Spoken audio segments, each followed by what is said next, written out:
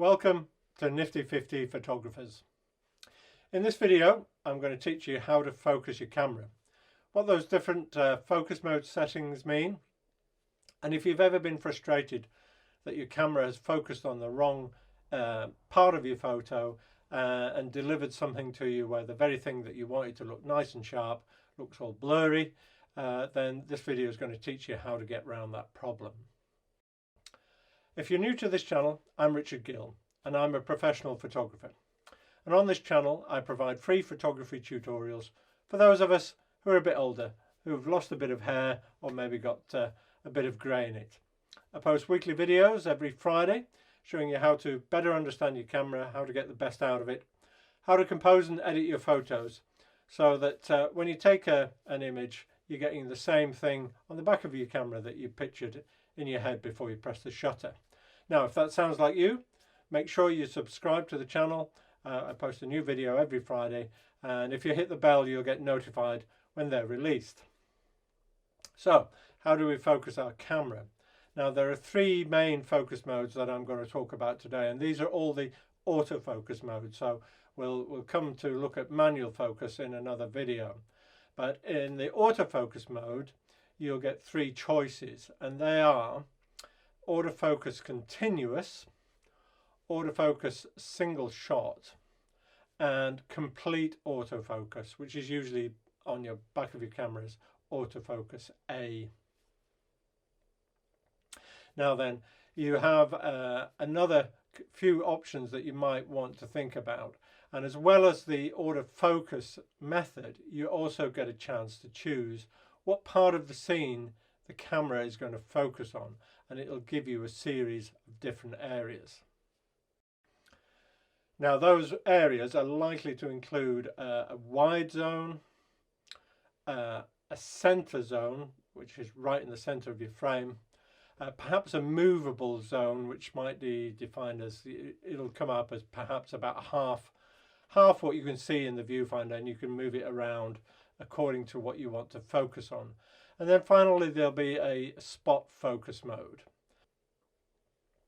Now in some of the newer cameras you get a menu option actually that'll help you to recognize faces, and it'll even allow you to split that between a human face and an animal face. And we're going to go outside in a little minute and we're going to test the different focus methods so you can see what the problems are and how to overcome them. Now there's one other thing you should be aware of. On a lot of camera lenses you will also have a button on the barrel, and that button allows you to switch between autofocus and manual focus. Now for the purposes of this exercise today I'd recommend you keep it always in autofocus. And there's one other final thing that you should be aware of, and I'm just going to turn my camera on so that you'll perhaps hear the beep. But one thing you can do, and you should know how to do, is press your shutter halfway. Now what that does is it makes your camera do a lot of its auto functions, not only its focus but lots of other things as well. But for the important point for today is to remember that it's actually going to focus on whatever you've pointed it at, and you'll see later in the video what the implications of that are. But the important thing about pressing it halfway is you've got that focus. You can then reframe your shot as long as you hold that shutter halfway down and keep the pressure constant. When you reframe your shot, whatever you focused on to start with will stay in focus when you press the shutter fully down. Now be a little bit careful. If you press too hard you'll just take a photo, and if you don't press hard enough it won't lock on to that subject that you wanted it to. But I'll show you a good way around that using another focus technique that you can do to avoid this slight difficult bit of applying just the right amount of pressure to your shutter. So let's just have a look how the focus system is set up on the back of the camera on the Sony. It's a function button on the back of the camera, and I can select the different focus modes from there. So at the top is single, then auto, then continuous, and then there's some manual options below that. and pressing another button brings up the focus area. And I have a choice of wide, zone, center, and a flexible spot. Now if I choose wide, this pretty much is most of the frame, and the camera will decide what to focus on. If I then move to zone, I get a zone that I can move around the frame, and the camera will try and find the key point within that zone. And here you see it's picked up the eye of the little doll there. If I move it over this way, it's now picking up the heart shape. Finally, if I move it towards the top of the frame, it'll pick up the goblet. Now if I move to flexible spot, it's the same system.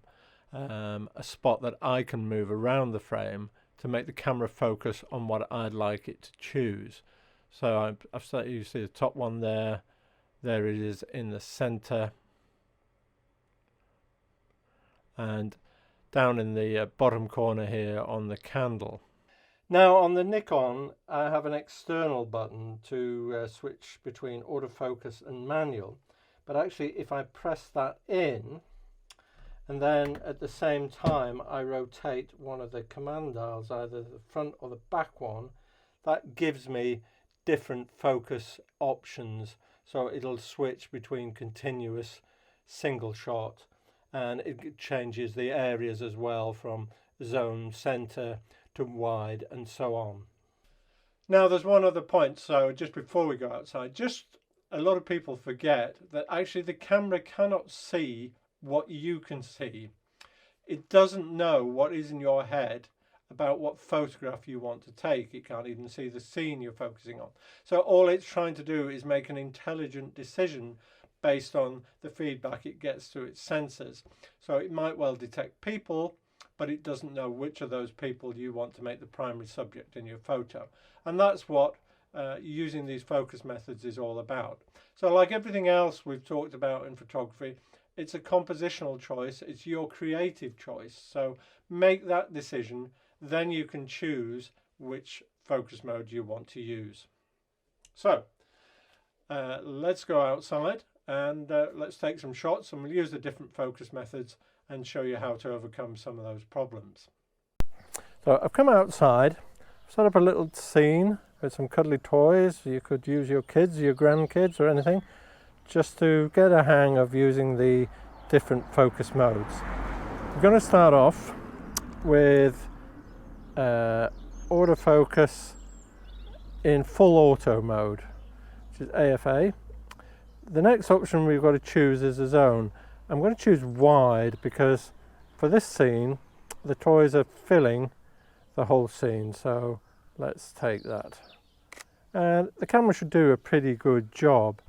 I could perhaps have chosen a different zone and chosen the mode zone, and what it'll do now, it'll look for some subjects that it thinks it should focus on. It's focusing on that teddy at the back there, which should probably be all right, so we'll take that one as well. Right, now the other options we had there is center spot, and to be honest, when you're doing a big wide group like that, probably you are as well sticking with either zone or wide.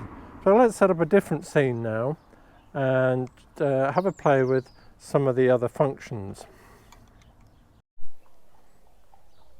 I've set up a different scene with two teddies on one chair, and I'm going to use a different focus mode. So for this one, we're actually going to set it to single shot. So this is good for scenes that are stationary, so things like portraits and still lifes and so on. Now the other thing we need to choose is our focus area, and I'm going to set this actually to zone in this case, and I'm going to shoot in portrait mode. I'm going to change my aperture now. I'm going to do it to a smaller aperture because I want a shallower depth of field actually. I've got a nice lens on here that goes down to 2.8. In fact, actually goes down to 1.8, so I can get a very shallow depth of field, which should be good for illustrating this. Now, when I press my shutter halfway down, the camera automatically starts to focus. And if you hold your shutter at that point, it will keep its focus on the thing you originally focused, which is that teddy at the back.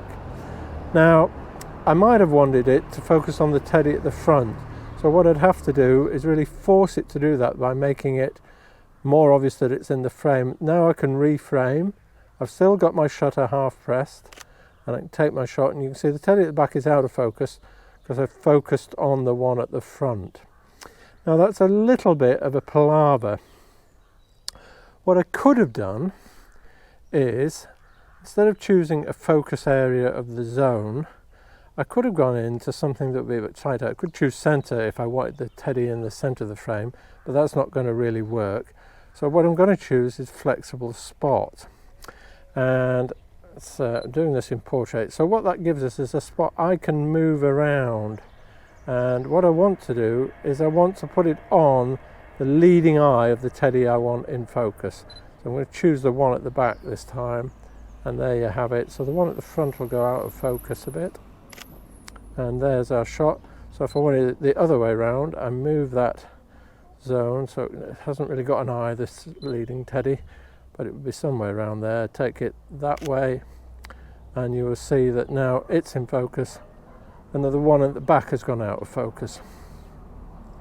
If I left the camera to make its own decision, we'd have to go through this palaver of half pressing the shutter and then reframing. So we could do it that way, and we've reframed, and the teddy at the focus. The teddy that's in focus is actually the one at the front, because that's where I set my focus point. Okay, and that would have worked the same way. But sometimes I think it can be a bit hit and miss with half pressing the shutter, because you loosen the pressure a little bit and you lose your focus point, or you press it a bit too hard and you end up taking the shot before you'd intended to. So I have my trusty four-legged companion again with me today. And what we're going to do now is look at continuous autofocus. So continuous autofocus is really for moving subjects. I'm just going to actually set my aperture to be a bit bigger, because with moving subjects it's going to be very difficult if you have a very shallow depth of field. So I'm going to move that up to f4, and I'm going to use OB. I'm going to set this up so he's a bit further away by throwing him a treat, and then as he comes back to us we can take the shot. So off you go. I was going to find that. Go on, go and find it. Go on, go and find them. So he's gone up there to try and find those. Now I've still got a spot here, and I can track him quite well. So that will still work. Just let him finish his biscuit, and here he comes, and that's how we get that shot. Now you might want to, depending on your subject there, instead of using that spot, you might have wanted to do a zone, particularly if it's a bigger subject that's filling your frame, and its movement is a bit more unpredictable. So I'll show you the same thing using zone focus. And what we'll do is I'm going to set the so we're going to work this way. So what I'm going to do is I'm going to get my zone area ready first, and it's going to be whoops, sorry, pressed the wrong button. It's this one. I'm going to set it to so it picks up the pathway there, the bottom section, as he gets close to me. So we'll throw his biscuit away. He's going to find that. In the meantime, I'll get set up, and you can see roughly where the camera's thinking about. Now we wait for him to come back, and boom, we can get him there as he comes back in, and that gets us the shot. So that's how you would use continuous autofocus. Sit, wait. So I've done one other thing here. I'm just going to show you how. Now this, sit, good boy, sit there. This is, I'm using continuous autofocus. I'm just going to over to the end of this bench actually, because I don't want to move off and I want to stay. Okay. Now I've set my camera into animal mode, face detection, stay, good boy, wait, and I've got this set to spot and I want it to focus on his eye. If I can get him back up here, come on, Bobby, come, good boy, sit, wait, right, now you stay there, and we'll see if we can get this. We have to work quickly, sit. And this is why I would use continuous with animals, because their heads are moving all the time and its eyes about there. So sit, yes we know, right, there we go. And as I say, that's why I would use continuous with things like animals, because they don't sit still very long unless you've got a really well behaved dog, and then you can make sure that you get them in nicely in focus. And again, I would use a slightly, we could have gone with a smaller aperture there if we'd wanted, just to keep the focus right, the depth of field low, and just have his eye in focus. But there's his eye on in a minute. All right, I'll get you a biscuit in a minute. Obi, good boy. There. So that's another way you could use continuous autofocus to get things like animals. So they work well for moving subjects, animals, it could be motorsport, any wildlife, things like that that are moving around quickly. So I found an example where the autofocus might make a complete hash of it, and I've got there's a display board. I think probably better see it better in portrait, and behind it is a place called Sedgwick House. And I've got a couple of choices here. Now the camera doesn't know what picture I want to take. Now I might choose to have the display board in focus and the house behind just slightly blurred, but obviously it's there.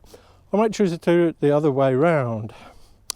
And if I just try and get the camera to do it, in fact I'm going to shoot this in portrait as well, because I think this will illustrate the point better.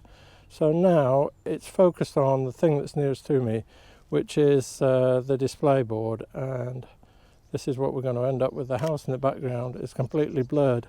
Now maybe I wanted that completely the other way round, so what I'm much better doing now is I'm going to choose function mode in my camera, single shot autofocus, but I'm also going to choose a focus area that I'm going to choose as a flexible spot. So now when I set it up, I want my spot to be on the house in the background, which is about there, and you can see now that the foreground is going out of focus. Maybe lift this up so it looks a bit better. Hopefully you can still see that in the frame, and there we go. Now we've got the actual house in focus and the display board out of focus, which is what I had in mind when I took the picture. So I hope you've enjoyed that video and you understand now how to use your focus modes. If you have any comments about the video, please do leave them below, and if there's any other topics you'd like me to cover, by all means leave that idea in the comments below as well.